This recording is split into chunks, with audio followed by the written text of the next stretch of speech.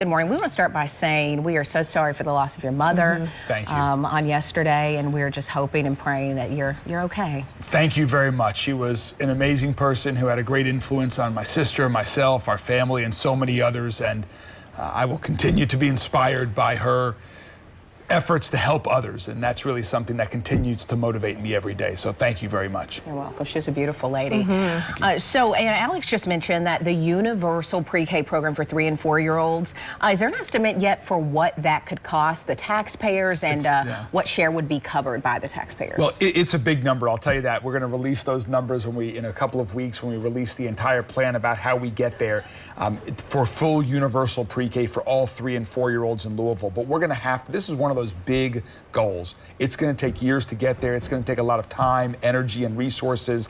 But even though it's such a big challenge, we have to make this happen. And so we're going to take steps to get there. We'll probably start with 4-year-olds and with from kids that are under a certain level of family income to ensure they get the opportunity to be in preschool, and then continue to grow from there. But this is something that can truly change the future trajectory of our city. We have to invest in our kids, and research is clear. When kids start their education earlier, they're going to live healthier lives, safer lives, less likely to get involved with crime. They're going to have more opportunities to success and provide for their families. So it is a best investment we can make.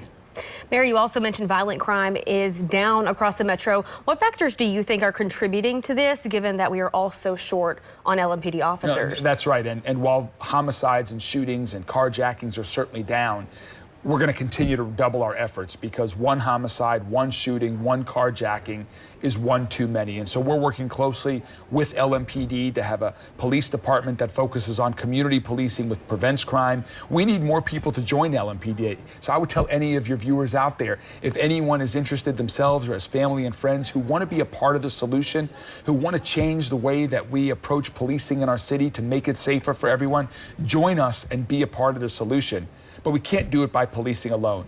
And so yesterday during my State of the City, we talked about a lot of the things we're doing as well to prevent violent crime, to help people have new opportunities in life. Everything from investing in our parks and our libraries and the programming there in our community centers for young adults and kids, to group violence intervention, to expanding our deflection program, which means if you now call 911 and you're suffering a mental crisis, it's not a violent crime crisis, we'll have a mental health professional from 7 counties provide you with the services that you need, and that also frees up our police officers to have more time to spend preventing violent crime.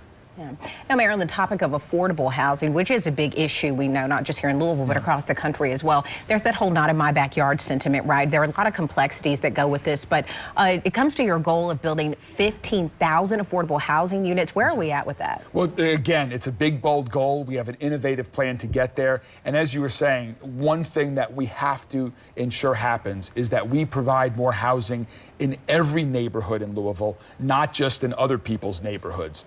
That's why we're in the crisis that we're in right now. We need to make it easier to build more housing everywhere. I'm working with the state legislature right now to encourage them to put a statewide low-income affordable housing tax credit in place, working with Metro Council over the coming months and year to enact new local zoning regulations so that we can make it easier and faster to build more housing of all types, from single-family homes on the way too many vacant and abandoned properties we have to apartments and duplexes. We need more housing of every type in Louisville so that we can grow, so we can address our homeless crisis, and every family should have a safe, affordable, quality place to call home.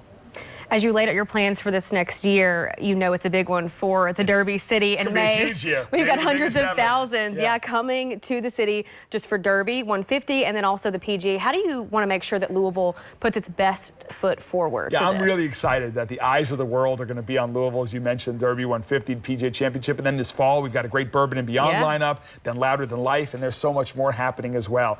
We are going to ensure that everyone has a great experience, and one of the things is that's helping to motivate us to keep people's attention also focused on the one neighborhood in Louisville that connects us all, the heart of our city, and that's downtown. We have big, bold plans to invest in downtown. We're going to reimagine the Belvedere to make it a world-class destination for everyone to enjoy right on a river. We're working on 4th Street and transforming that as well to be a great place for pedestrians to come and gather and go throughout downtown. More lighting, cleaning up downtown, continuing to invest in more businesses that want to open and be downtown, and And also, as we just talked about housing, I want thousands of more people living downtown as well. So I'm really excited about this year ahead. It's probably going to be our biggest tourism year on record. Yeah. I think so. Yeah, we'll be there for all of it, every bit of it. I know we'll see you out there as well. Yes, definitely. We'll continue to keep up with the work that you're doing in the city. Thank you so much for joining us. Thank you so much for having me. Thank you. Yeah, well, we have Mayor Greenberg's entire State of the City address online, and you can find it on WLKY.com or the free mobile app.